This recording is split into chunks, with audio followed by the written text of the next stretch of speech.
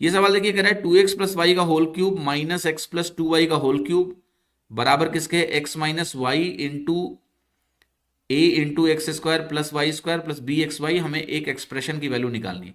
देखो जो एक्सप्रेशन हमें निकालना है उसमें सिर्फ a और b के टर्म्स हैं। यस, यहां भी a और b आपको दिख रहा है और आंसर भी आप देख रहे हो, एक्स और वाई में तो है नहीं, कोई कांस्टेंट वैल्यू है। तो इस सवाल को करने का जो पहला तरीका होना चाहिए वो आपको ये सोचना है कि एक्स और वाई की वैल्यू सोचो। आप एक्स और वाई की वैल्यू सोचो जिससे आपको राइट हैंड साइड में जो ब्रैकेट है वो 2a माइनस बी दे दे।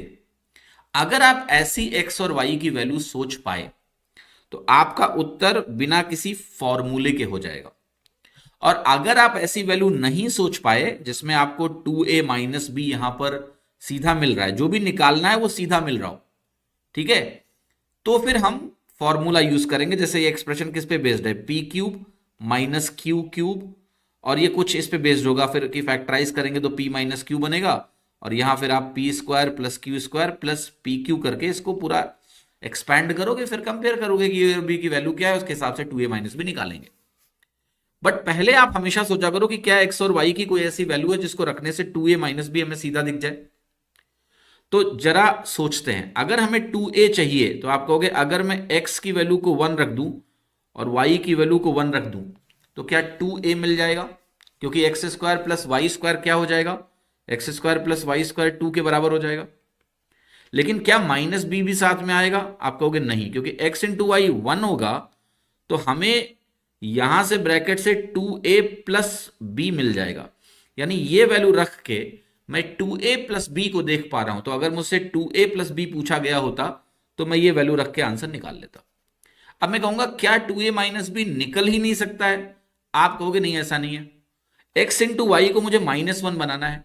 अब मैं कहूंगा x इंटू वाई को तो -1 बनाना है, लेकिन मुझे x square plus y square को 2 ही रखना है, क्योंकि a के साथ वाला कॉफिशिएंट तो मुझे +2 ही चाहिए। तो आप कहोगे फिर एक काम कर लो सर, x और y में से किसी एक को -1 कर दो। तो मैं कहूंगा अच्छा, तो अगर मैं x को 1 ले लूं और मैं y को -1 ले लूं तो देखो x square plus y square अभी भी 2 रहेगा, लेकिन x इंटू वाई -1 हो गया, तो मुझे 2a माइनस बी इस ब्रैकेट में मिल जाएगा। तो ये वैल्यू आप पुट कर दो। अब ये वैल्यू अगर आप पुट करोगे तो देखो क्या मिलेगा, लेफ्ट हैंड साइड में पुट करो, x की वैल्यू को 1 रखूंगा तो यहां मिलेगा 2, y की वैल्यू -1 रखूंगा तो -1 का होल क्यूब माइनस x की वैल्यू को मैं रखूंगा 1, y की वैल्यू को मैं रखूंगा -1 तो यहां बनेगा whole cube is equal to x minus y 1 minus -1 +1 में कन्वर्ट होगा 2 बन जाएगा इंटू ब्रैकेट में तो मेरा 2a माइनस भी आ ही गया। अब ये वैल्यू बनेगी 1 का होल क्यूब यानी 1, ये बनेगा -1 का होल क्यूब यानी -1, तो minus of -1 is equal to 2 into 2a minus B. ठीक, अब यहां से आपको मिलेगा 2a माइनस बी की वैल्यू 1 के बराबर आ जाएगी, क्योंकि ये भी 2 बनेगा, 2 से डिवाइड होकर 1 आ गया, तो आपका आंसर क्या आ गया 1।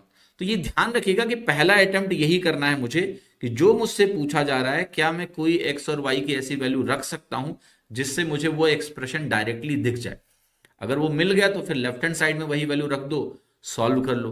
अगर नहीं मिला तो उस केस में फिर एक्सप्रेशन लगा के खोल के कंपेयर करके फिर आपको सॉल्व करना है। तो इस बात का ध्यान रखना आप, ठीक है। इस सवाल में उसकी जरूरत नहीं है, वैल्यू रखने से हमारा काम